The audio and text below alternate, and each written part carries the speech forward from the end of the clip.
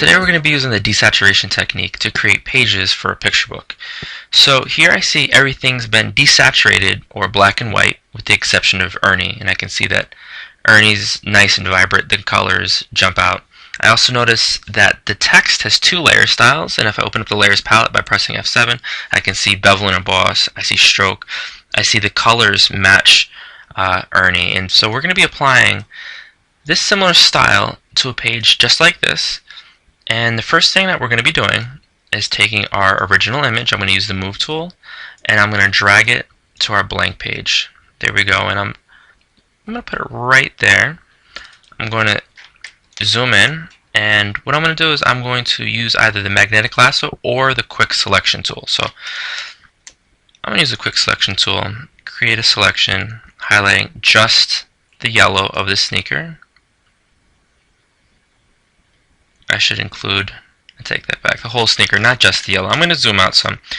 Now, here's what I'm going to do. I'm going to press Control-Shift-I to invert the selection. I'm going to press Control-U, and we know from yesterday that this changes the hue. This is the hue slider, but we're not really going to mess with that right now. What we're going to do is desaturate by dragging the slider all the way to the left so everything's black and white. Press OK. Next, I'm going to press Control-L. And this opens up the layers window. So I'm going to make the darks a little bit darker. I'm going to make the lights a little bit lighter. And then I'm going to mess around with the mid-tones.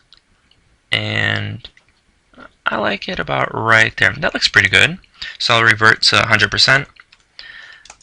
And I like the way this looks. Next, I'm going to press Control-Shift-I so that just the sneaker is selected. I'm going to press Control-U.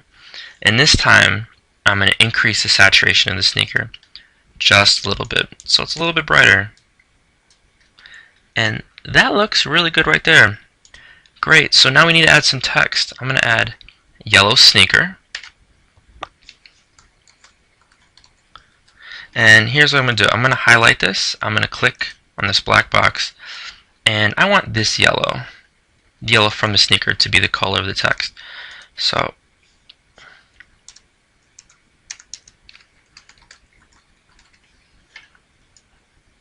I'm going to put that about right there. That looks great.